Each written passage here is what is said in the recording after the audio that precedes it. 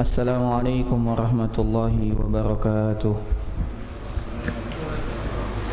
Alhamdulillahi hamdan katsiran tayyiban mubarakan fihi kama yuhibbu rabbuna wa yardah. Asyhadu an la ilaha illallah wahdahu la syarikalah wa asyhadu anna Muhammadan abduhu wa rasuluh. Qala Allah ta'ala ya ayyuhalladzina amanu taqullaha haqqa tuqatih wa la tamutunna illa wa antum muslimun. Ya ayyuhan nasu taqu rabbakum alladzi khalaqakum min nafsin wahidah wa khalaqa minha zawjaha wa batha minhuma rijalan katsiran wa nisaa'a wattaqullaha alladzi tasaaluna bihi wal arham innallaha kana 'alaykum raqiba. Ya ayyuhalladzina amanu taqullaha wa qulu qawlan sadida yuslih lakum a'malakum wa yaghfir lakum dhunubakum wa man yuti'illaha wa rasulahu faqad faza fawzan 'azima amma ba'd fa inna asdaqal hadithi kitabullah wa khairal hadi hadi Muhammadin sallallahu alaihi wasallam wa syarrul umuri muhdatsatuha wa kullu muhdatsatin bid'ah wa kullu bid'atin dhalalah wa kullu dhalalatin finnar.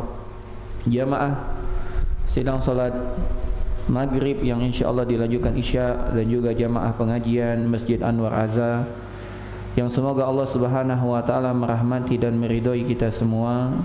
Kita panjatkan segala puja dan puji syukur kepada Allah Subhanahu wa taala atas segala limpahan nikmat yang Allah Subhanahu wa taala telah berikan kepada kita. Mulai dari iman, Islam, kesehatan, kesempatan dan nikmat-nikmat yang lain yang tidak dapat kita hitung satu persatu. Kemudian salawat beriringkan salam kita panjatkan kepada Nabi kita Nabi Muhammad sallallahu alaihi wasallam. Semoga dengan kita banyak bersalawat kepada beliau ini bukti bahwasanya kita adalah pengikut beliau yang cinta dengan beliau dan berjuang untuk selalu mengikuti beliau dalam segala aspek kehidupan. Jamaah sekalian rahimani wa rahimakumullah. Pada malam hari ini ana menggantikan jadwalnya Ustadz Hidayatullah yang mana beliau sekarang sedang ada kajian di Palembang di Masjid Bakti di Jalan Sukabakti di kilometer 7 di Palembang, sehingga ana menggantikan jadwal beliau. Nanti insyaallah beliau besok, jadi tukeran.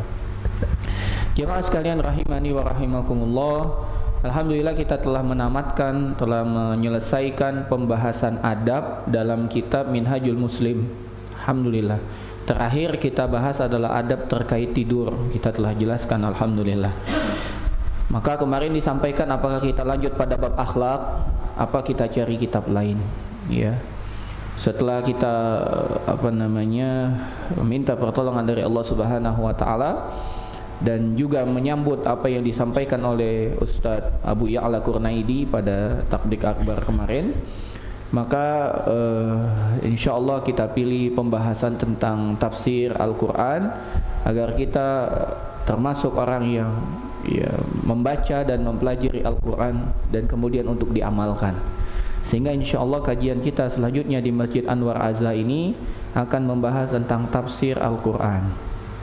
Kita mulai insyaallah nanti dari tafsir surat Al-Fatihah, yang mana surat Al-Fatihah adalah surat yang pendek namun sangat agung. Dia adalah pembuka Al-Quran.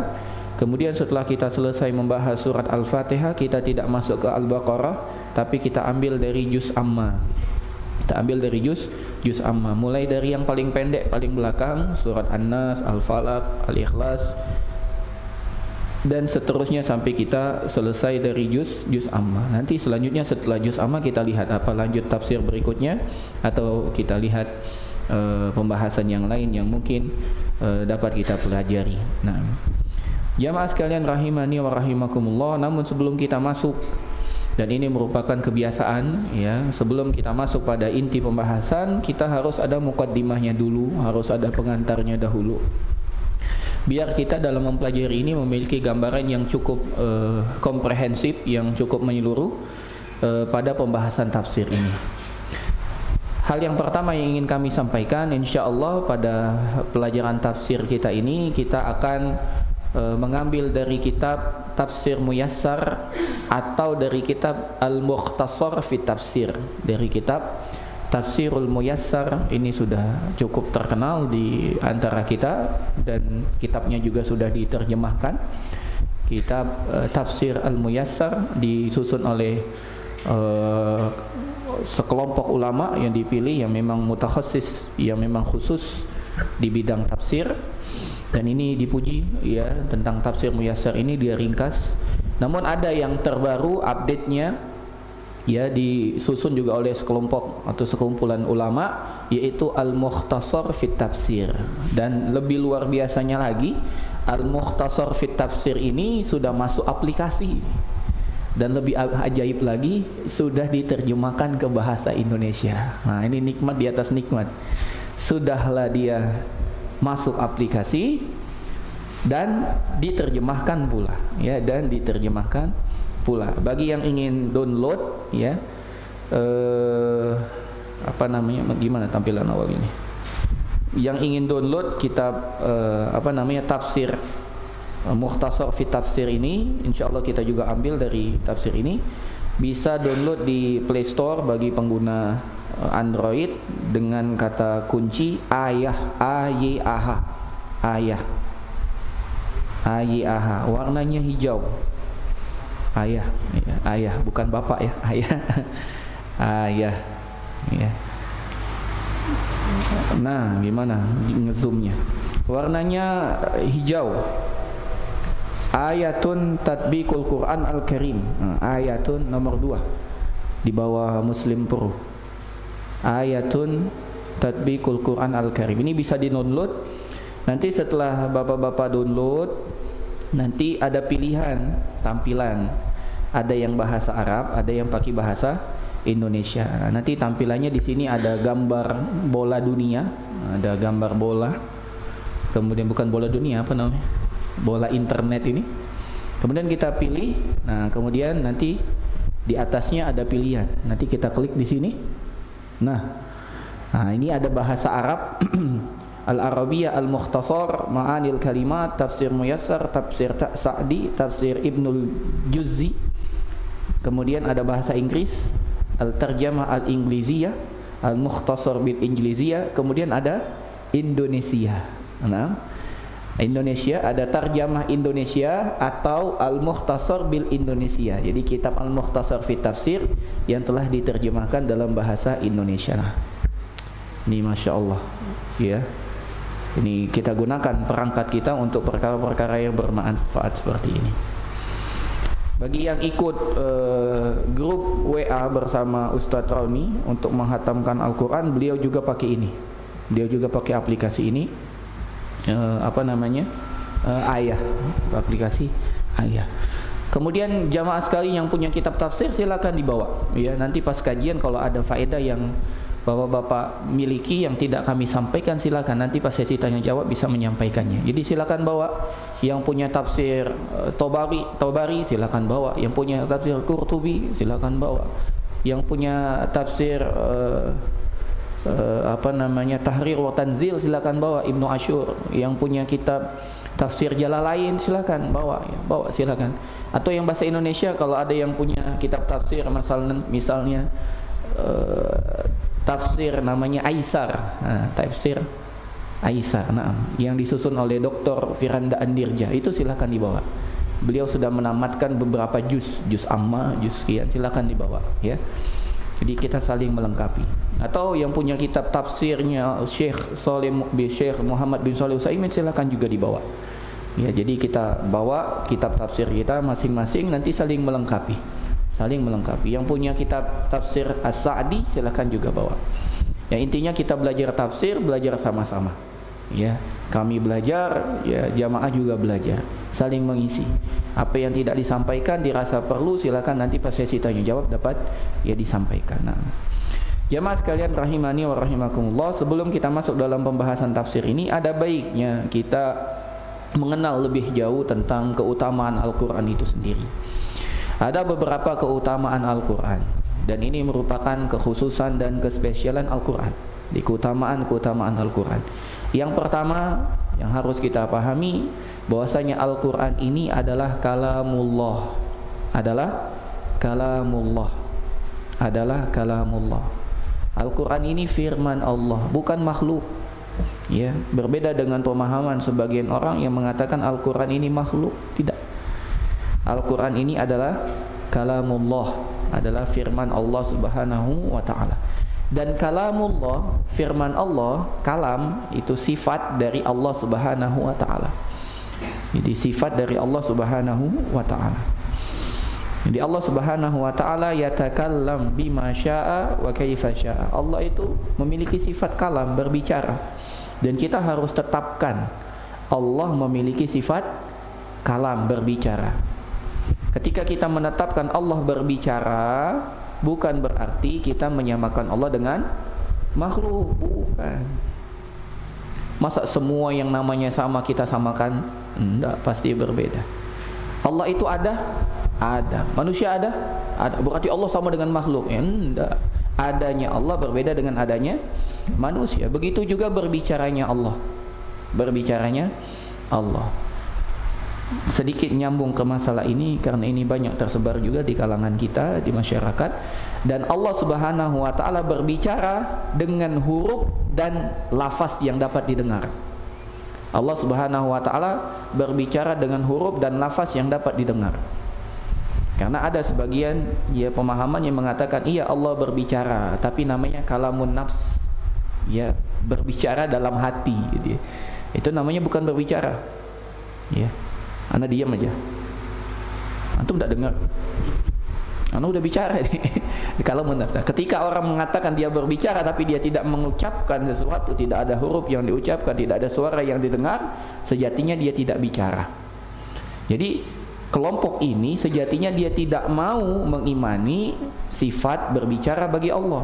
Tapi kalau dia terang-terangan menolak ini, semua orang pasti menolak. Karena dalam Al-Quran Allah tetapkan Allah itu berbicara. Jadi gimana jalan keluarnya? Akhirnya mereka menetapkan Allah berbicara tapi tanpa suara dan tanpa huruf. Jadilah Allah tidak bicara, ya. Jadi Allah Subhanahu wa ta'ala berbicara dengan huruf, dengan suara yang didengar. Makanya kalau kita baca Al-Quran, itu ada kejadian di mana Allah memanggil Nabi Musa alaihissalam. Dipanggil, ya, innaka bil wadil muqaddasi tuwa. Itu kira-kira Musa dengar apa enggak? Hah? Dengar enggak, Pak? Dengar. Kalau enggak dengar ya enggak mungkin Musa ya melakukan apa yang diperintahkan oleh Allah Subhanahu wa ta'ala. Nah, untuk membantah ini mereka bingung akhirnya. Akhirnya mereka mengatakan yang berbicara itu pohon. Allah mengilhamkan kepada pohon, pohon itu yang berbicara. Ya. Thayyib, kita anggap oke lah. Coba baca dalam surat yang lain, ya. Kata Allah ketika berbicara kepada Musa, apa kata Allah? Innani anallah. Aku ini adalah Allah. Masa pohon diwahyukan oleh Allah untuk berbicara kemudian pohon mengatakan aku adalah Tuhan? Kan tidak masuk, Pak. Jadi ini menandakan kepada kita semua takwil, ya, menafsirkan Al-Quran tidak sesuai dengan tafsir yang diinginkan oleh Rasul sallallahu alaihi wasallam, itu akan membuat kita bingung. Akan membuat kita bingung. Makanya kita harus berpegang teguh dengan tafsir bil athar atau tafsir bil ma'thur. Tafsir dengan riwayat. Tafsir dengan riwayat. Bagaimana Nabi SAW menjelaskan kepada para sahabat makna-makna dari Al-Quran ini. Jangan sampai kita salah. Ada 3 tokoh sahabat yang sangat terkenal tentang Al-Quran ini. Yang pertama Abdullah ibnu Mas'ud. Ini tokoh yang terkenal dari kalangan sahabat. Yang pertama Abdullah ibnu Mas'ud. Yang kedua Abdullah ibnu Abbas, yang mana Nabi SAW pernah mendoakannya, Allahumma faqihhu fid din wa 'allimhu ta'wil. Ya Allah, jadikan dia faqih kepada agama ini, paham kepada agama, dan ajarkan dia ta'wil. Ta'wil bermakna tafsir. Tafsir yaitu makna ta'wil adalah tafsir. Jadi ada sedikit intermezzo yang ingin Anda sampaikan. Dahulu di zaman salaf, ketika dikatakan ta'wil artinya tafsir. Ketika kita bicara ta'wil artinya tafsir, tapi dahulu. Kemudian datanglah generasi yang telah terpengaruh dengan ilmu-ilmu filsafat, dengan ilmu-ilmu kalam. Ilmu kalam itu ilmu filsafat yang diislamisasi, jadinya ilmu kalam. Jadi ya ilmu filsafat itu di luar Islam. tapi diislamisasi pemikiran filsafat ini jadilah ilmu kalam. Nah, ketika masuk ilmu kalam berubah makna takwil yang bermakna tafsir berubah menjadi takwil yang artinya memalingkan makna dari makna aslinya. Ya, memalingkan makna dari makna aslinya. Maka ketika kita mengatakan takwil, yang ada di dalam pikiran kita adalah tafsir yang keliru. Saat ini, kalau dulu makna takwil tafsir, tapi dengan berkembangnya ya pemahaman-pemahaman yang keliru, maka makna takwil berubah menjadi tafsir yang keliru. Ya, makanya tidak boleh ditakwil. Maksudnya takwil yang tafsir yang keliru. Jadi ketika kita mengatakan kita mengimani sifat Allah tanpa mentakwil, arti takwil tafsir yang keliru. Adapun tafsir yang benar kita wajib imani. Nah, ini yang pertama, bahwasanya Al-Quran adalah kalamullah. Yang kedua, Al-Quran ini adalah mukjizat. Mukjizat yang terus ada walaupun nabinya sudah wafat. Ini spesialnya. Ini satu-satunya mukjizat yang mustamirah, mukjizat yang terus ada walaupun nabinya sudah tiada. Coba kita lihat mukjizat-mukjizat nabi-nabi sebelum Nabi Muhammad. Tongkat Musa. Tongkat Musa. Sampai sekarang kita masih bisa menikmati tongkat Musa? Enggak. Adapun yang dijual-jual, itu tongkat Musa palsu. Ayo tongkat Musa. Enggak. Itu tongkat itu tidak memiliki mukjizat lagi. Karena tongkat itu memiliki mukjizat saat dipegang oleh Musa. Jadi, dan Musa pun tidak bisa sekehendak hatinya, nunggu perintah. Kata Allah, pukul laut, baru dipukul belah laut. Pukul batu, baru dipukul keluar 12 mata air. Tidak bisa sekehendak hati Musa. Pukul, belah lautnya. Enggak. Coba berapa kali terjadi belah laut? Sekali kan? Enggak setiap kali ketemu air dipukul sama Musa, belah airnya kan, enggak begitu. Artinya tongkat pun itu sesuai dengan perintah Allah Subhanahu wa ta'ala.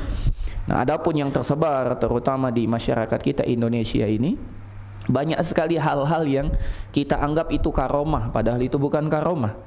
Ya, karena karomah itu datangnya dari waliullah. Dan salah satu sifat karomah tidak bisa tidak bisa disetting kapan mau dikeluarkan. Kalau bisa disetting kapan mau keluar, berarti itu datangnya dari wali syaitan. Datang dari wali syaitan. Karena karomah itu datang begitu saja. Karomah itu datang begitu saja. Ketika ada waktu yang terhimpit, baru muncul. Contoh lain, Nabi Ibrahim. Kapan Nabi Ibrahim tahan dibakar? Saat dilempar ke api. Ya, tidak ada Nabi Ibrahim, aku mau mandilah pakai api. Kan tidak pernah gitu kan.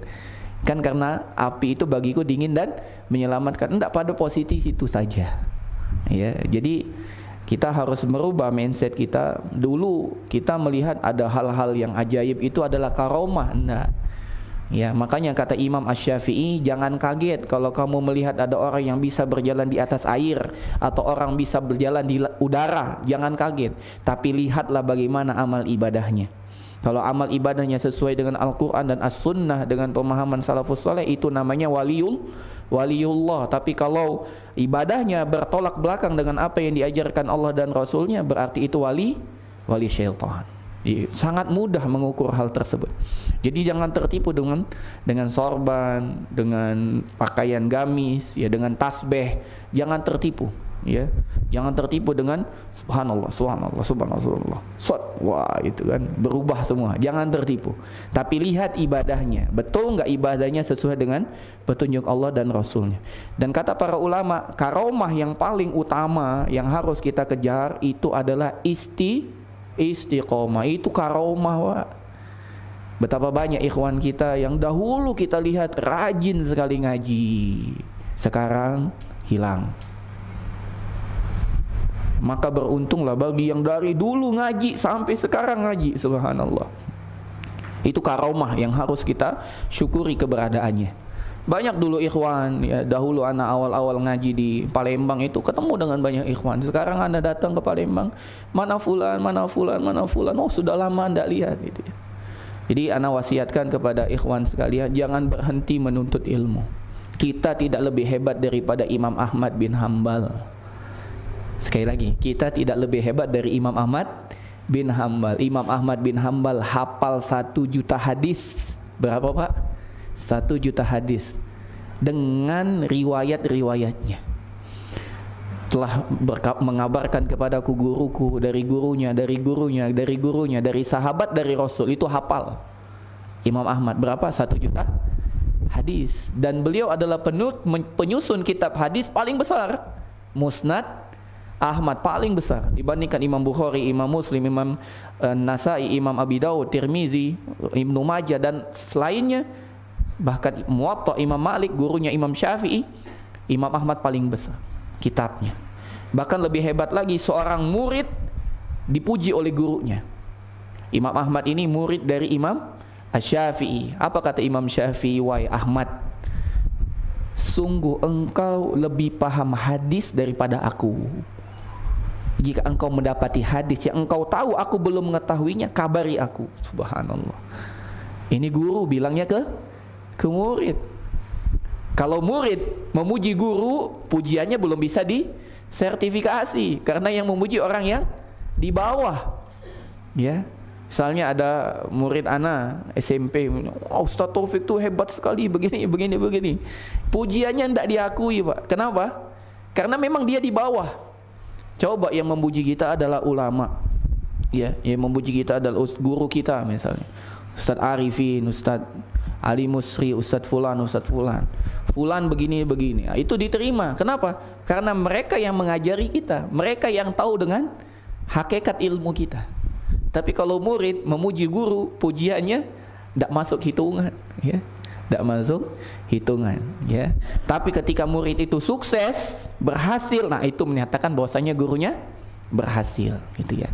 Jadi yang kedua, bahwasanya Al-Quran ini adalah mukjizat yang berlangsung sampai saat ini. Dan nanti Al-Quran ini akan diangkat oleh Allah Subhanahu wa Ta'ala. Hilang semua huruf-hurufnya Pak nanti di akhir zaman. Ya, sekarang mushaf yang kita baca itu masih ada hurufnya Pak, ya? Masih ada kan? Nah, nanti di akhir zaman itu tidak ada lagi, hilang. Bukan hanya yang ada di kertas, yang ada di hati-hati para penghafal pun hilang. Gimana cara menghilangkannya? Diwafatkan orang-orang tersebut. Makanya Nabi SAW pernah bersabda, Innallaha la yantazi'ul ilma intiza'an. Allah tidak mencabut ilmu itu dengan sekali cabutan dari hati-hati manusia. Lakin yantazi'uhu bimautil ulama. Namun Allah mencabut ilmu itu dengan mewafatkan para ulama. Jadi bagaimana cara Allah mengangkat Al-Quran? Nanti di akhir zaman akan datang angin yang berhembus dengan halus, dengan lembut, yang menyebabkan semua orang beriman wafat. Ya, disitulah nanti akhir zaman. Kata Nabi SAW, la taqumus sa'atu illa ala sirarin nas. Tidak akan terjadi hari kiamat kecuali semua orangnya adalah orang paling jelek. Ya, orang paling jelek. Bahkan mereka tidak mengenal Allah. Ya, tidak mengenal Allah. Allah apaan sih? Ah, gitu. Sekarang alhamdulillah kita kaget, subhanallah, astagfirullah, alhamdulillah, bersyukur kita. Lafaz itu nanti hilang di akhir zaman. Termasuk Al-Quran juga hilang. Maka yang kedua dari kehebatan dan keutamaan Al-Quran, Al-Quran ini adalah mukjizat yang terus menerus. Kemudian yang ketiga dari keutamaan dan Al-Quran adalah Al-Quran ini adalah obat penawar. Al-Quran ini adalah obat penawar. Penawar apa? Penawar segala penyakit, baik penyakit batin maupun penyakit lahir, dua-duanya. Baik penyakit lahir ataupun penyakit batin. Penyakit batin kita tidak ragu lagi, Pak. Ya. Ada seorang sahabat, kalau tidak salah Abdullah ibnu Mas'ud, meriwayatkan dari Nabi SAW. Kata Nabi SAW bahwasannya hati ini berkarat sebagaimana besi berkarat. Ya. Maka kata Nabi Muhammad SAW, maka hendaklah engkau bersihkan hati ini dengan cara membaca Al-Quran dan mengingat kematian. Membaca Al-Quran dan mengingat kematian. Artinya Al-Quran ini adalah obat. Wa nunazzilu minal Quran ma huwa syifa. Dan kami turunkan Al-Quran ini sebagai syifa. Ada obat, ada penawarnya bagi hati. Kalau kita gundah, sedih, kembali kepada Al-Quran. Ya, kembali kepada Al-Quran. Kalau kita sombong, iri, dengki, coba kembali kepada Al-Quran. Al-Quran ini akan menyebabkan hati yang keras menjadi lembut, hati yang lemah menjadi semangat dengan Al-Quran. Dan ini merupakan janji Allah Subhanahu wa Ta'ala. Tapi tergantung kesiapan kita menerima Al-Quran. Ya, benar nggak kita ini betul-betul ingin menjadikan Al-Quran sebagai obat? Makanya kata Imam Ibnul Qayyim di dalam kitab beliau, ya, Tibun Nabawi, atau dalam kitab beliau yang lain yaitu Ad-Da' wad-Dawa, ya, demikian juga yang ada di dalam kitab beliau Zadul Ma'ad, ya. Beliau mengatakan bahwasanya Al-Qur'an itu akan menjadi obat sesuai dengan kadar keyakinan orang kepada Al-Qur'an tersebut. Semakin yakin dia dengan Al-Qur'an itu adalah penyembuh, maka dia akan lebih cepat menyembuhkannya. Tapi semakin dia menganggap sepele Al-Qur'an sebagai penyembuh, maka tidak akan sembuh-sembuh. Ya. Maka jadikan kita harus yakin Al-Quran ini penyembuh, maka Allah sembuh. Begitu juga penyakit lahir. Begitu juga penyakit lahir. Dan ini pernah terjadi suatu malam, ada seorang sahabat Rasul sallallahu alaihi wasallam, ia pernah disengat. Disengat oleh apa? Oleh binatang yang menyengat tentunya, ya. Disengat, kemudian didatangkan oleh seorang sahabat yang lain, dibacakan Al-Fatihah, di minuman, kemudian diminum, kemudian hilanglah sengatan itu, ya. Kemudian para sahabat tidak percaya, maka datang kepada Nabi Muhammad SAW dan dibenarkan oleh Nabi Muhammad SAW bahwasanya Al-Quran ini memang obat penawar, ya, obat penawar. Dan banyak sekali ini terbukti, ya, yang sudah dialami oleh banyak manusia yang memang bisa sembuh dengan Al-Quran. Banyak sekali, ya. Ada anak yang lahir dalam kondisi cacat, bapak dan ibunya tidak berhenti untuk membacakannya Al-Quran. Kalau bapaknya capek membaca Al-Quran, disetelnya murotal, ya. Begitu lahir Al-Quran, subhanallah. Begitu anaknya bisa ngomong, afwan, itu dengan Al-Quran. Artinya ada efek dalam Al-Quran ini, ya. Semakin kita membaca Al-Quran, semakin tenang hati kita. Anak kemarin satu mobil dengan sopir, kemudian anak kaget juga, sopir itu nyetel murotal. Masya Allah, nyetel murotal. Kalau tidak salah dia baca Yasin, setel murotal Yasin. Terus anak tidak ngomong apa-apa, dia sendiri yang bilang, ya, kita ini supir tidak punya banyak waktu untuk dapat ngaji, katanya gitu. Inilah kita dengan murotal inilah kita manfaatkan waktu. Terus anak bilang, Masya Allah, bagus. Anak bilang, daripada kita setel musik, ya mending setel ini. Iya, sejak saya dengarkan murotal itu hati nolak dengar musik, katanya. Subhanallah. Sejak saya dengar murotal, saya dengar musik itu risih, katanya. Sebelumnya, wah, itu hal yang paling saya senangi. Karena kalau supir tidak dengar musik, ngantuk, ya. Itu pengakuan dari supir sendiri, ya. Ada 2 sahabat supir itu, kalau tidak ngopi, ada 3 berarti, ngopi, rokok, musik. Nah, itulah. Nah, ini yang sudah ngaji ini tantangan luar biasa, gimana? Maka dia pun merubah dengan Al-Quran. Dan dia katakan sejak dengar murotal, itu mendengar musik jadi risih sendiri, subhanallah. Dan ini membuktikan bahwasanya tidak akan pernah bersatu hati orang yang cinta Al-Quran dengan hati orang yang cinta musik. Harus ada yang dia korbankan. Dan orang yang cerdas akan mengorbankan musik demi Al-Quran. Kemudian itu yang ketiga. Yang keempat, Al-Quran ini merupakan petunjuk, yang dengan Al-Quran ini kita akan selamat. Kata Nabi Muhammad SAW, taraktu fikum amrain, aku tinggalkan kepada kalian 2 perkara, lan tadillu bihima in tamassaktum, lan tadillu in tamassaktum bihima, kalian tidak akan pernah tersesat apabila kalian berpegang dengan 2 hal ini. Yang pertama kitabullah, yaitu Al-Quran. Yang kedua sunnah Rasul sallallahu alaihi wasallam.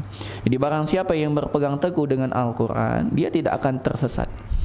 Pegang teguhlah dengan Al-Quran. Dan Al-Quran memiliki nama Al-Furqan. Al-Furqan, ya. Dan bersyukur orang yang memang betul-betul memahami Al-Quran. Bagi dia akan jelas mana halal, mana haram, tidak ragu lagi, ya. Ketika dia tahu itu halal, dia ambil. Ketika dia tahu itu haram, dia tinggalkan tanpa ragu. Ini 4 dari keutamaan Al-Quran. Yang kelima, dari keutamaan Al-Quran, Allah Subhanahu wa ta'ala jadikan orang yang membacanya, hanya membaca, mujarrad al-tilawah, hanya membaca saja, itu mendapatkan pahala. Berbeda dengan bacaan yang lain. Ini kespesialan Al-Quran. Ya, dengan membacanya saja, walaupun kita tidak paham, walaupun kita nggak ngerti, hanya membaca, Pak, kita akan mendapatkan pahala. Dan ini merupakan keistimewaan Al-Quran. Kita baca hadis yang panjang tentang niat, innamal a'malu binniyat wa innamal likulli imri'in ma nawa. Itu setiap huruf yang kita baca tidak dapat pahalanya, Pak. Tapi kita mendapat pahala borongan, yaitu pahala menuntut ilmu membaca hadis. Tapi huruf per hurufnya nggak dapat. Al-Quran huruf per hurufnya dapat. Makanya datang dalam sebuah hadis Nabi SAW bersabda, man qara'a harfan, barang siapa yang membaca satu huruf dari Al-Quran, falahu hasanah, dia akan mendapatkan satu kebaikan. Wal hasanatu bi asyri amsalihah, dan satu kebaikan itu akan dilipat gandakan menjadi 10. Jadi satu huruf dapat berapa? 10. Kemudian Nabi menjelaskan, jangan sampai salah makna huruf di sini nanti katanya ayat. Enggak, huruf, benar-benar huruf. Kata Nabi Muhammad SAW, la aqulu alif lam mim harfun. Aku tidak mengatakan alif lam mim itu huruf, tapi alifun harfun wa lamun harfun wa mimun harfun. Ternyata alif lam mim itu terdiri dari 3 huruf. Huruf alif, huruf lam, huruf mim. Sehingga ketika kita baca surat Al-Baqarah ayat pertama, alif lam mim, berapa dapat kita? 30. Subhanallah. Ya. Inilah beberapa keutamaan Al-Quran. Sekarang kita masuk dalam keutamaan membaca dan mempelajari Al-Quran. Keutamaan membaca dan mempelajari Al-Quran. Firman Allah Subhanahu wa ta'ala di dalam surat Fatir ayat 29 sampai 30. Ya, dalam surat Fatir ayat 29 30 Allah Subhanahu wa ta'ala mengatakan, orang yang membaca Al-Quran itu adalah orang yang sedang berjual beli dengan jual beli dengan berniaga yang tidak akan pernah merugi. Ini keutamaan pertama. Orang yang membaca Al-Quran itu, maka dia tidak akan pernah merugi. Tijaratan lan tabur, ya, jual beli yang tidak akan pernah merugi. Kita sebagai pedagang, sehebat apapun kita berdagang, pasti ada kalanya kita rugi. Sehebat apapun kita, Pak, ya, selama apapun kita berdagang, pasti ada titik di mana kita rugi, dan itu pasti, ya. La mahalah, tidak mungkin tidak terjadi, pasti terjadi. Ada kalanya rugi, ya. Mungkin kita apes. Anak punya kenalan, subhanallah, dia bisnisnya bisnis tanah, main tanah, ya, beli tanah, jual kapling, untung, beli tanah, jual kapling, untung. Total dia dapat keuntungan kotor, bukan keuntungan, berarti apa? Bruto dari omset, ya, dari perdagangan itu mungkin tembus 15 M. Tembus 15 M. Dia pengen buka lagi, ya, karena selama ini dia beli tanpa surat menyurat, percaya aja, dia DP, kemudian dia lunasi, selesai, baru tanda tangan dan segala macam, akta notaris dan lain sebagainya setelah deal. DP tidak pernah dicatat, tidak pernah datang dengan saksi dan lain. Kemudian ada tawaran tanah, minta 2,5 M. Dia tidak ada uang 2,5 M saat itu. Musim corona inilah, baru mau masuk corona, tidak ada uang dia, 2,5 M. Ya DP aja lah, berapa aja katanya gitu. Berapa punyanya Pak Haji, kan, teman anak Pak Haji. Ada 700, ya tidak apa-apa, 700 dulu, nanti sisanya nyusul. Kapan? Saya tidak tahu bisa bayar. Oh, kapan aja lah katanya. Kapan aja, kapan Pak Haji, kan kita sudah lama bermuamalah katanya. Kapan Pak Haji punya uangnya, nanti kita bisa bayar gitu. Bayarlah 700 juta sebagai DP. Datanglah corona, bisnisnya mandek awal corona, Pak. Lockdown, bukan lockdown, PSBB, ya, PSB, penerimaan santri baru. Ya itulah, apalah namanya, PSBB, PPKM, PPH apalah, ya, PPH. Ya, akhirnya itu mandek. Ternyata anak dari tuan tanah datang Pak Haji, ini kita gimana masalah tanah ini? Ya kita kasih waktu sebulan ya katanya. Kalau Pak Haji nggak bisa lunasi katanya, DP hangus sebulan. Corona, ya sudah. Tapi kita ya gimana? Memang tidak ada surat menyuratnya. Akhirnya 700 hilang. 700 ribu apa 700 juta? 700 juta Pak hilang. Wah. Kemudian istrinya ngomel-ngomel kan, wah marah-marah kata ke Pak Hajinya. Terus kata Pak Hajinya, anti piring, ya kamu pikir kita dapat 15 juta ini sampai 20 miliar, 15 juta, 15 miliar ini, 20 miliar ini, apa karena kita hati-hati selalu datang notaris gini-gini? Ini kan semua karena kenekatan kita katanya. Ya inilah resiko jual beli, ada kala untung, ada kala rugi. Ya, rugi 700 miliar tidak seberapa daripada untung yang telah kita dapat miliaran begitu. Maka tersadarlah sang istri, karena kalau jual beli itu tidak mungkin untung terus. Ada kalanya rugi, dan inilah konsep yang tidak bisa ditetapkan di perbankan konvensional. Di perbankan konvensional harus untung, makanya dia pakai sistem bunga. Tidak masuk Pak, ya menyalahi takdir. Takdir itu ada untung, ada rugi. Bank konvensional tidak boleh untung terus. Gimana caranya? Pokoknya untung terus. Ya, mau usahanya kolab ya sita, ya kan begitu kan, selesai gitu kan. Tapi kalau di perbankan syariah itu enggak, ya sesuai, ya dikasih tempo, dikasih tempo, dikasih tempo, dan setiap kali mengasih tempo enggak ada tambahan biaya. Kalau ada tambahan biaya ya riba, ya itu namanya riba jahiliyah.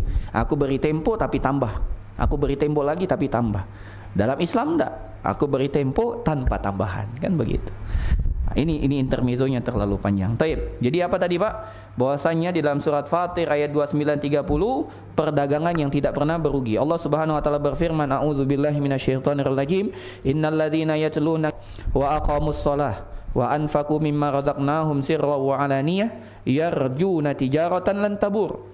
Kata Allah Subhanahu wa taala yang artinya sesungguhnya orang-orang yang membaca kitab Allah dan mereka mendirikan salat serta mereka menafkahkan apa-apa yang telah Allah berikan rezeki untuk mereka, baik secara sembunyi-sembunyi ataupun terang-terangan, maka mereka itulah orang-orang yang mengharapkan perniagaan yang tidak pernah merugi. Liyuwaffirahum ujurahum wa yazidahum min fadli, agar Allah Subhanahu wa taala menyempurnakan ganjaran pahala bagi mereka dan menambahkan untuk mereka keutamaan. Innahu ghafurun syakur, sesungguhnya Allah Maha Pengampun, Maha dia bersyukur, Maha memberikan balasan atas perbuatan hambanya. Jadi ini keutamaan dari Al-Quran. Ketika kita membaca Al-Quran, mempelajari Al-Quran, duduknya kita di sini, ini tidak pernah rugi Pak, untung terus Pak.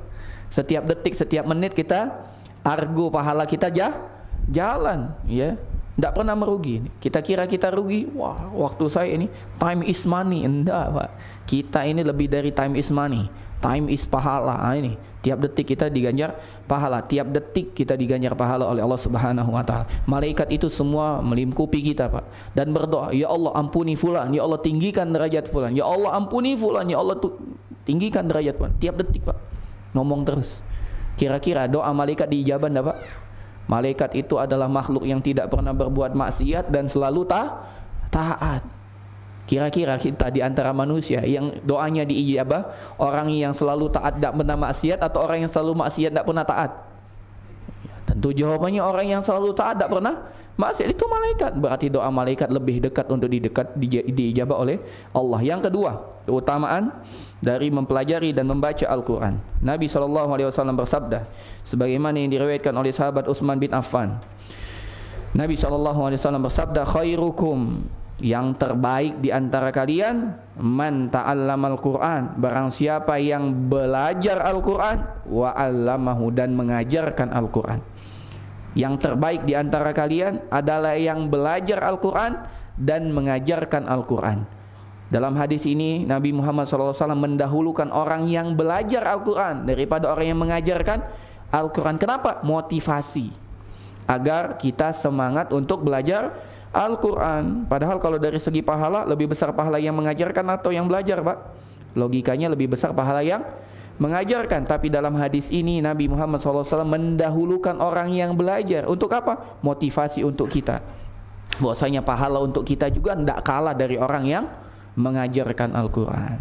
Yang ketiga, Nabi Muhammad SAW juga bersabda, sebagaimana yang diriwayatkan oleh Aisyah radhiyallahu taala anha. Kata beliau, Rasul SAW pernah bersabda, "Alladzi yaqra'ul Qur'an." Adapun orang-orang yang membaca Al-Quran, wa huwa mahirun, dan orang tersebut sangat mahir, lancar, dapat membaca dengan tajwid yang benar, dengan tahsin yang benar, dengan memberikan hak bagi setiap huruf dalam Al-Quran, mahir dia. Fihi ma'as safaratil kiramil barar, maka orang tersebut akan disandingkan dengan para malaikat yang mulia lagi taat berbakti kepada Allah Subhanahu wa taala. Jadi Allah sandingkan orang yang mahir membaca Al-Quran bersama para malaikat yang mulia dan taat. Bararah artinya orang yang selalu berbuat baik, berbakti kepada Allah Subhanahu wa taala. Itu para malaikat. Kemudian Nabi SAW melanjutkan, "Walladzi yaqra'ul Qur'an," dan adapun orang yang membaca Al-Quran, wa yata'ta'u fihi wa yatata'ta'u fihi, dan dia membacanya terbata-bata. Terbata-bata. Ya, baca Iqra, Pak. Ya, kata kemarin Ustaz Abu Ya'la baca Kutubus Sittah. Ya, bukan Sahih Bukhari, Sahih Muslim, bukan. Tapi apa? Jilid 1, jilid 2, jilid 3 sampai jilid 6, ya, Kutubus Sittah. Itu jangan khawatir, jangan ragu. Wa huwa syaqqun alaihi, dan sangat berat lisannya untuk membaca tersebut, Pak. Lahu ajran, dia dapat 2 pahala. Subhanallah. Barang siapa yang membaca Al-Quran namun lisannya keluh, Pak. Dan betapa banyak orang lisan yang keluh. Kenapa? Karena memang tidak dibiasakan di awal, Pak. Lama kelamaan lisan ini akan mudah, agak terbiasa. Kenapa keluh? Karena tidak terbiasa. Karena makharijul huruf dalam bahasa Arab itu berbeda dengan bahasa Indonesia. Ada yang fi wasatil lisan, ada yang tarful lisan, ada yang di ujung lidah, ada yang di tengah lidah, ada yang di awal gitu ya. Susah kita. Kalau kita kan ya salah-salah sedikit dalam bahasa Indonesia nggak ada hukumnya kan. Ya kan, kita bisa bilang sa, sya, ya. Ini punya syaya, ini tidak pasti masalah kan. Ya nggak ada yang bilang itu salah kan. Tapi kalau dalam bahasa Arab, wah, bismillah dengan bismillah, ya salah jauh sekali. Ya tidak bisa kita itu. Maka jangan khawatir, kata Nabi Muhammad SAW dapat 2 pahala. Kata para ulama, apa 2 pahala? Pertama, pahala dia belajar Al-Quran. Yang kedua, pahala bersabar walaupun dia keluh kesal untuk membaca Al-Quran. Jadi dapat 2, pahala dia belajar dan pahala dia bersabar. Jadi bersabar terus, Pak. Bersabar. Kalau kita belajar terus, tidak mungkin jilid 1 terus, Pak. Pasti naik Iqra 2. Kalau bersabar. Tapi kalau tidak bersabar, susah banget, sudahlah, berhenti. Maka kita harus bersabar. Bersabar. Makanya dulu anak di Bogor itu punya guru tahsin. Ya, beliau selalu menyemangati, ya, hafizahullah. Beliau sakit juga. Beliau mengatakan terus menghafal Al-Quran, karena Al-Quran alhamdulillah tidak bertambah lagi ayatnya, tidak bertambah lagi suratnya, tidak bertambah lagi juznya. Itu aja. Ya, sejak Nabi wafat sudah tidak ada lagi penambahan Al-Quran. Al-Quran itu dari Al-Fatihah sampai An-Nas. Maka jangan pernah berhenti menghafal Al-Quran, walaupun 1 hari 1 ayat. Bebas, tidak harus dari Al-Fatihah, Al-Baqarah, mau dari mana aja. Bebas. Kenapa? Karena Quran itu aja, tidak mungkin bertambah ayatnya. Jadi silakan hafal dari ayat-ayat yang disuka. Suka surat Maryam, hafal surat Maryam. Suka surat Al-Kahfi, hafal surat Al-Kahfi. Suka surat Asy-Syu'ara, hafalkan surat Asy-Syu'ara. Senang surat Hud, hafal surat Hud. Lama kelamaan kalau setiap surat kita hafal nggak Quran, Pak? Hafal. Jadi jangan kita terpaku, wah anda tidak bisa Al-Baqarah mandek, tidak hafal-hafal lagi, tidak menghafal, tidak. Kalau memang Al-Baqarah susah, pindah Ali Imran. Kalau Ali Imran susah, pindah An-Nisa. Kalau An-Nisa susah, ya, hafal An-Nas, kan? Sudah An-Nas, Al-Falah, kan? Terserah kita. Kenapa? Karena Al-Quran dan ini rahmat Allah, tidak bertambah dan tidak berkurang. Jadi kita mulai dari manapun kita bisa. Begitu juga belajar Iqra, bersabar, Pak. Alhamdulillah, ya. Penyusun Iqra Mas'ud Umam sudah wafat, tidak bertambah lagi. Ya Iqra 6 itulah. Jilid 1, jilid 2, jilid 3, jilid 4, jilid 5, jilid 6. Sudah. Jadi bersabar. Walaupun Iqra 1 harus 1 tahun, tidak apa-apa, Pak. Selama setahun itu kita tidak pernah rugi.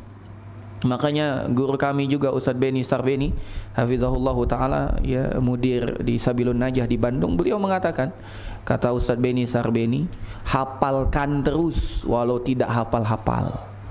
Hafalkan terus walau tidak hafal-hafal. Kenapa? Karena setiap kali Anda menghafal, Anda sedang menabung pahala. Kita juga bisa katakan, bacalah terus Iqra walaupun tidak selesai-selesai. Kenapa?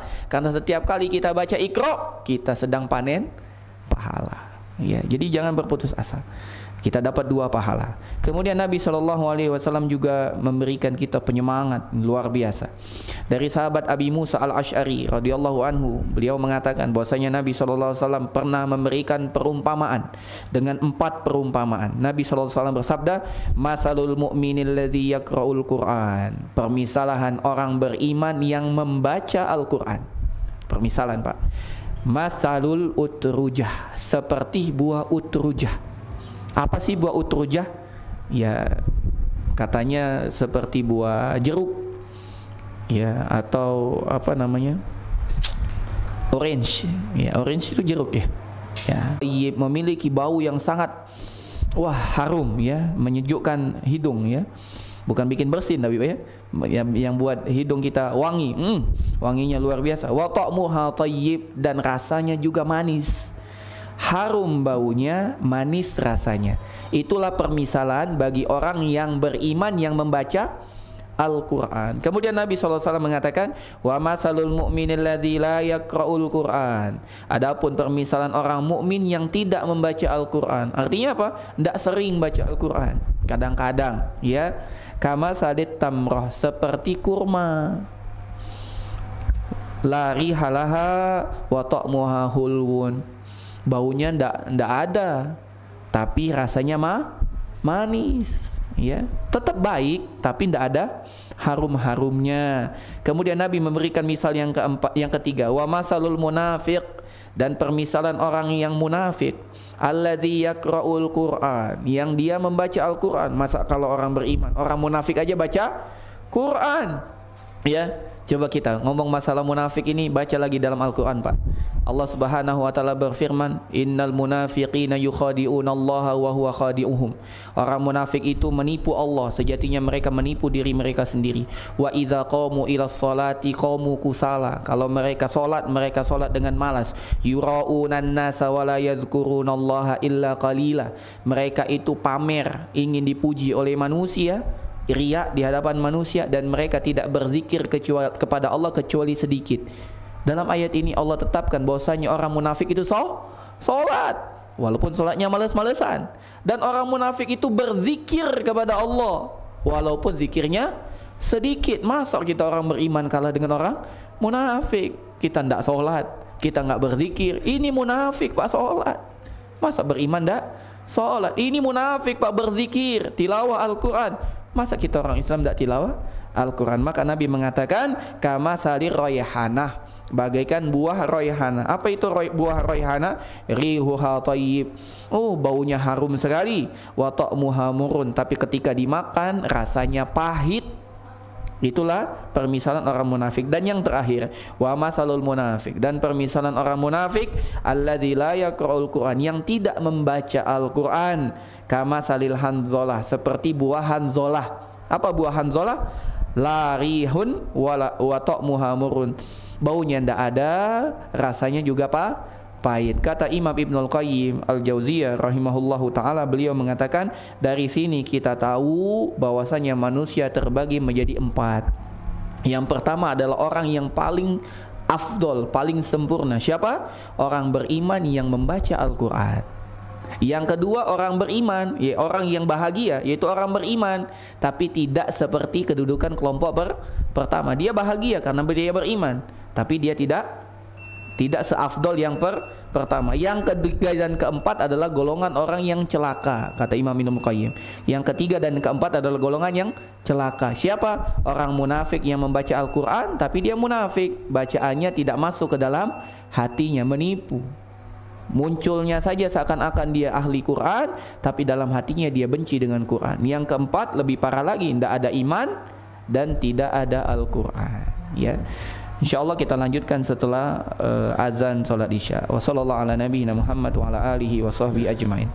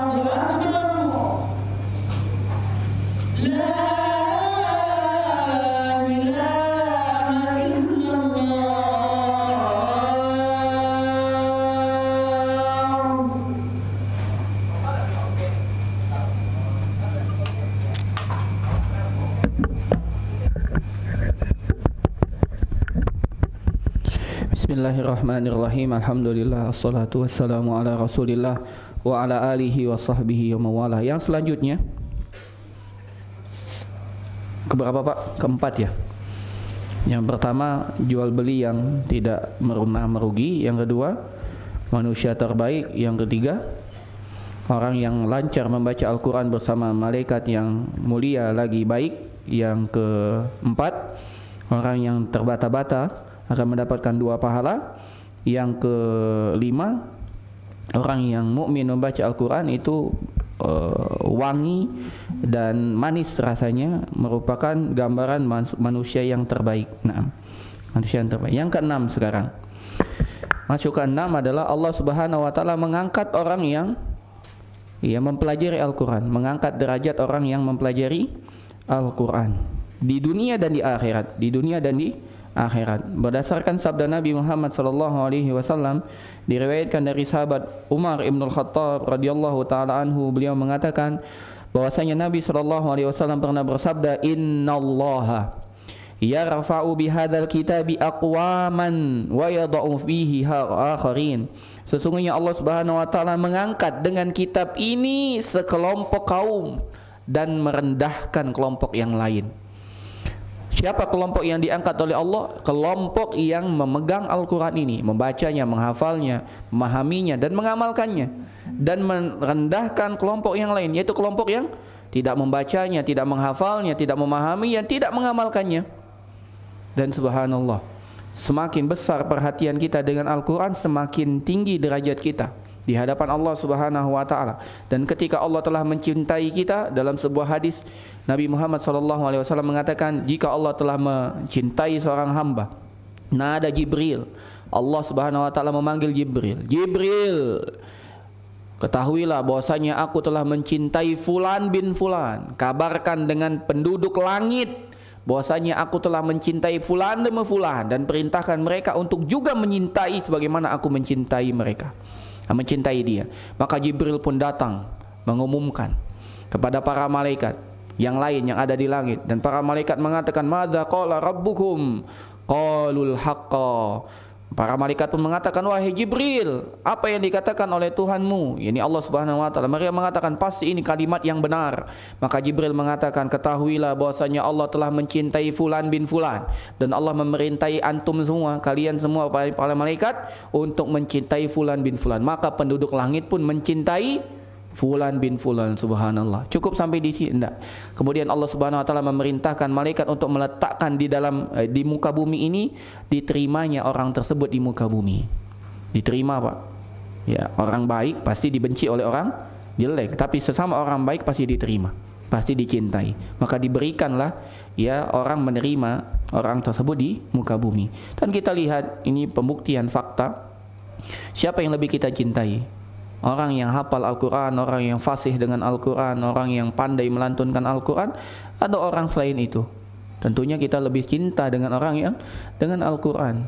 Ya, kalau bulan Ramadan itu banyak sekali muncul kan edisi-edisi Hafiz Al-Quran, Hafiz cilik. Itu anak pertama kali takjub itu dengan Musa. Seingat enggak Musa? Musa Hafiz cilik. Bagaimana anak kecil, Masya Allah, sudah hafal, Pak, Al-Quran. Ya, dan bahkan bapaknya berhenti jadi PNS kalau tidak salah untuk fokus mendidik anaknya dengan Al-Quran. Subhanallah. Sekarang bukan hanya Al-Quran dia hafal, sudah setoran banyak sekali. Terakhir itu anak lihat dia sudah menghatamkan setoran Bulughul Maram atau Umdatul Ahkam, sudah selesai. Jadi hafalannya terus. Lebih hebat lagi daripada Musa yang di Jogja, Ahmad dan Kamil. Ya, itu luar biasa, sampai dijuluki ensiklopedinya Al-Quran. Ahmad baca halaman 320 baris ketiga, langsung. Mundur 3 halaman Ahmad, mundur 3 halaman, baca lagi. Maju 10 halaman, baca lagi. Subhanallah. Ya, Ahmad halaman ini baca awal ayatnya aja, baca. Pindah ayat tadi, pindah. Subhanallah. Cinta enggak kita, Pak? Cinta. Ada enggak rasa pengen punya anak seperti itu? Subhanallah. Itu bukti, Pak, Allah mengangkat orang yang punya Al-Quran. Jadi kalau kita ingin ya mendapatkan kehormatan di dunia dan di akhirat, peganglah terus dengan Al-Quran. Sebanyak apapun ya perhatikan kita dengan Al-Quran, tidak akan pernah merugi. Allah akan meninggikan. Makanya pernah seorang khalifah, ini ketika haji, Pak. Ya, seorang khalifah ketika haji. Jadi memang dari zaman dahulu ketika haji itu ada majelis ilmu. Salah satunya adalah yang diasuh oleh Atha bin Abi Rabah. Atha bin Abi Rabah ini dahulu adalah seorang budak, kulitnya hitam. Ya, ketika musim haji, ya khalifah ini hadir di majelisnya Atha bin Abi Rabah, pengen bertanya, tapi yang hadir banyak, ya, ngangkat tangan. Yang lain sudah duluan ngangkat tangan, tidak digubris ini khalifah ini. Silakan tafadhol katanya gitu. Ngangkat tangan lagi, terlambat, silakan khalifah. Sampai khalifah itu mengatakan kepada anaknya, wahai anakku, belajarlah terus ilmu agama. Sejatinya Allah akan meninggikan seseorang sesuai dengan kadar ilmu agamanya. Subhanallah. Itu khalifah yang ngomong, Pak. Kenapa? Atha bin Abi Rabah budak, Pak. Dia ngangkat tangan, tidak digubris oleh Atha. Kenapa? Yang lain sudah duluan ngangkat tangan. Subhanallah. Kenapa Atok dikumpuli oleh orang? Karena beliau adalah seorang faqih yang paham. Dengan apa? Dengan Al-Quran. Maka orang balik kepada beliau. Selanjutnya dari keutamaan Al-Quran, Al-Quran akan menjadi penolong kita di hari kiamat. Al-Quran akan menjadi penolong kita di hari kiamat. Kata Nabi Muhammad SAW, sebagaimana yang diriwayatkan oleh sahabat Abu Umamah Al-Bahili, dia mengatakan, aku pernah mendengar Rasul SAW bersabda, bacalah Al-Quran, fa innahu ya'ti yaumal qiyamati syafi'an li ashabihi, karena dia akan datang di hari kiamat menjadi penolong bagi yang membacanya. Subhanallah. Padahal di hari kiamat itu, Pak, Allah kabarkan di dalam surat Abasah, yauma yafirrul mar'u min akhihi wa ummihi wa abihi wa sahibatihi wa bani. Pada hari di mana suami anak lari dari bapaknya, bapak lari dari anaknya, istri lari dari suami, suami lari dari istri, saudara lari dari saudaranya, lari semua, Pak. Datanglah Al-Quran. Datanglah Al-Quran. Ay Rabbi mana'tuhun nauma bil-lail fasyaffi'ni fi. Ya Allah, aku telah tahan matanya, jangan sampai dia terlelap di malam hari untuk membaca aku, kata Quran. Jadikan aku penolong baginya. Maka Allah pun mengizinkan Al-Quran menjadi penolong bagi orang tersebut. Subhanallah. Di saat keluarga kita tidak bisa ngasih pertolongan, datanglah Al-Quran. Maka perhatian kita dengan Al-Quran jangan sampai kalah dengan perhatian kita dengan keluarga. Bahkan keluarga kita wasiatkan, Pak, nak baca Al-Quran. Di hari kiamat bapak tidak bisa bantu kamu, kamu pun tidak bisa bantu bapak. Istriku baca Al-Quran, aku tidak bisa bantu kamu, kamu pun tidak bisa bantu aku. Baca Quran. Semoga Al-Quran menjadi penolong kita nanti di hari kiamat. Selanjutnya dari keutamaan Al-Quran, kata Nabi Muhammad SAW, tidak ada hasad yang diizinkan kecuali hasad kepada Al-Quran. Ini spesial, Pak, ya. Spesial, tapi tidak pakai telur, ya. Lebih dari telur ini, spesial sekali. Hasad hukumnya tidak boleh, tapi hasad dengan Al-Quran boleh. Kata Nabi Muhammad SAW, sebagaimana yang diriwayatkan oleh sahabat Abdullah ibnu Umar, kata Nabi Muhammad SAW, la hasada, tidak boleh hasad, illa fisnatain, kecuali pada dua perkara. Ada dua, Pak, yang boleh, Pak. Yang pertama, rajulun atahullahul qur'ana, laki-laki yang Allah berikan dia Al-Quran. Sekali lagi, laki-laki yang Allah berikan dia Al-Quran. Jadi Al-Quran itu diberikan oleh Allah, Pak. Betapa banyak orang yang ingin menghafalkan Al-Quran, tidak hafal-hafal, benar tidak? Karena belum diizinkan oleh Allah. Maka mintalah kepada Allah agar kita dimudahkan untuk membaca, belajar, sampai kita bisa membaca dan bisa menghafalnya. Minta terus kepada Allah Subhanahu wa taala. Fa huwa yakumu bihi ana al-lail wa atrafan nahar atau ana an-nahar. Yang mana dengan Al-Qur'an yang dia punya, dia terus mendendangkan, melafazkan, mengisi hari-harinya dengan Al-Qur'an di siang hari dan di malam hari. Subhanallah. Wa rajulun atahullahu mal, dan yang kedua adalah laki-laki yang Allah berikan harta, fa huwa yunfiqu ana al-lail wa ana an-nahar, yang mana dengan harta tersebut dia infakkan di jalan Allah di siang hari, di malam hari. Tidak ada satupun jalan kebaikan kecuali hartanya ikut. Maka dua orang ini yang boleh kita hasati. Maksudnya hasad apa, Ustaz? Maksudnya ghibthah. Maksudnya apa? Ghibthah. Apa beda hasad dengan ghibthah? Kalau hasad, kita ingin kebaikan itu hilang dari orang tersebut, baik itu berpindah kepada kita atau enggak, yang penting hilang dari orang tersebut, itu hasad. Kalau ghibthah, enggak, orang tersebut tetap memiliki kenikmatan yang dia punya saat ini, tapi kita juga memiliki hal yang sama. Ini boleh. Orang punya Al-Quran, wah anak iri banget, boleh enggak? Boleh. Namanya ghibthah. Iri maksudnya aku ingin seperti dia. Orang yang punya harta, berzakat, berinfak, terus wakaf, dibuka donasi 350 juta untuk pembangunan pondok, oh dia setengahnya sudah. Kita iri, wah anak ingin setengahnya seperti dia. Itu boleh, Pak, tanpa mengurangi harta dia. Bahkan kita ingin memiliki harta seperti dia. Selain itu tidak boleh. Ya, selain itu tidak boleh. Kemudian keutamaan yang selanjutnya tadi sudah kita bacakan, ya, membaca Al-Quran itu mendapatkan 10 kebaikan. Tadi sudah, ya. Kemudian keutamaan yang selanjutnya,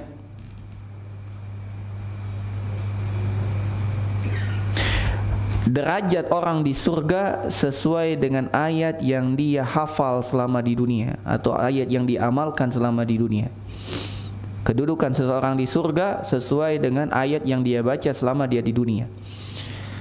Kata Nabi Muhammad SAW, sebagaimana yang diriwayatkan oleh Abdullah ibn Amr ibn al-As, Nabi SAW bersabda, yuqalu li sahibil Quran, dikatakan bagi orang yang punya Al-Quran, yang membaca Al-Quran sewaktu dia di dunia, yang mengisi hari-harinya dengan belajar, membaca, menghafal, memahami dan mengamalkan Al-Quran. Apa dikatakan? Iqra, baca, wartaki, naik, warattil, dan tartilkan bacaanmu. Baca sambil naik dan baca sambil tartil.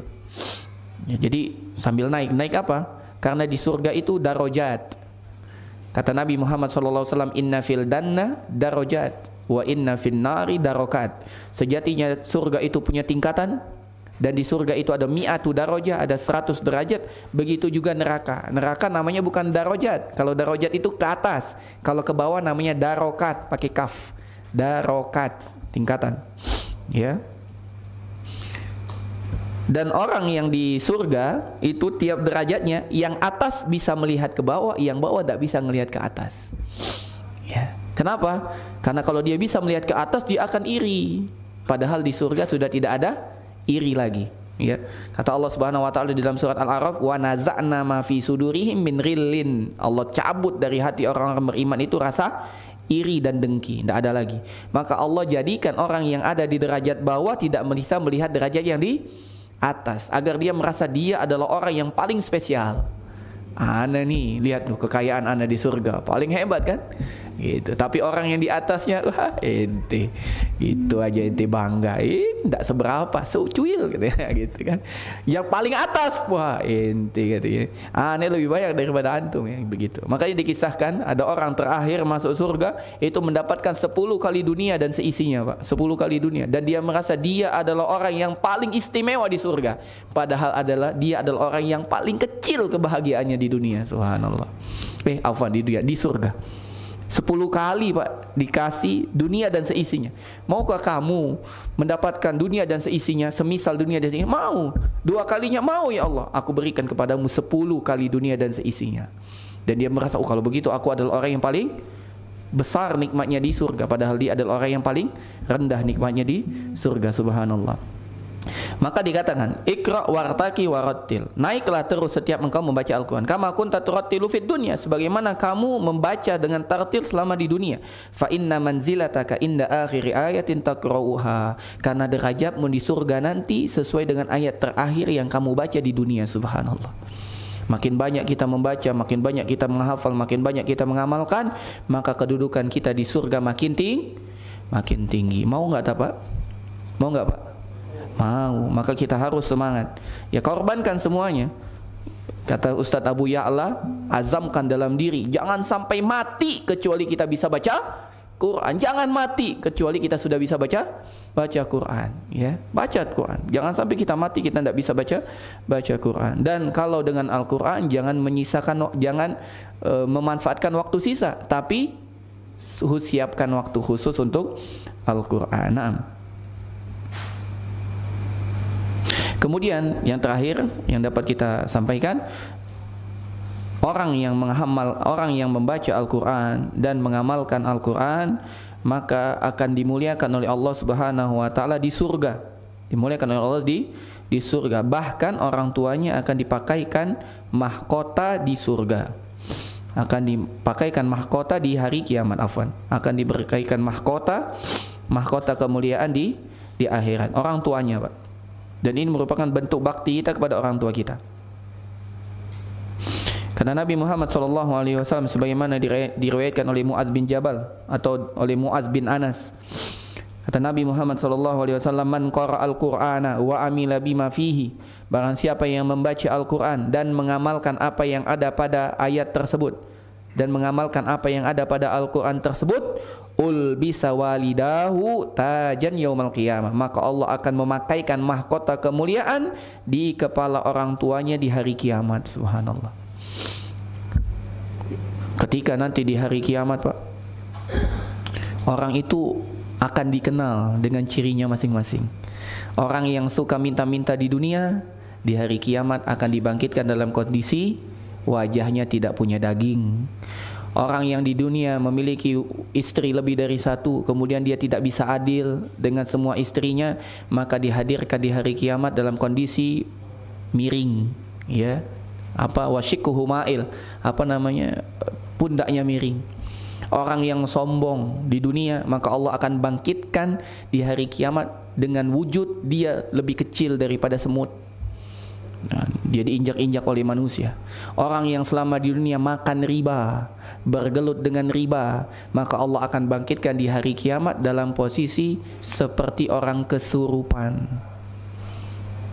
Sebaliknya, orang yang meninggal dalam kondisi berihram, maka Allah bangkitkan dia dalam kondisi bertalbiyah. Labbaik Allahumma labbaik. Orang yang meninggal dalam kondisi dia berjihad di jalan Allah, Allah bangkitkan dengan kondisi darahnya masih mengalir dan mengeluarkan bau harum. Orang yang selama di dunia sebagai muazzin, maka Allah akan bangkitkan di hari kiamat memiliki leher yang panjang. Biar orang tahu, oh ini muazzin. Begitu juga orang tua dari orang yang menghafal Al-Quran dan mengamalkan Al-Quran akan dipakaikan mahkota kemuliaan di hari kiamat. Subhanallah. Ini orang tuanya. Bagaimana dengan orang yang menghafal Al-Quran? Dau'uhu ahsanu min dau'is syams, yang mana mahkota itu memiliki sinar yang sinarnya lebih indah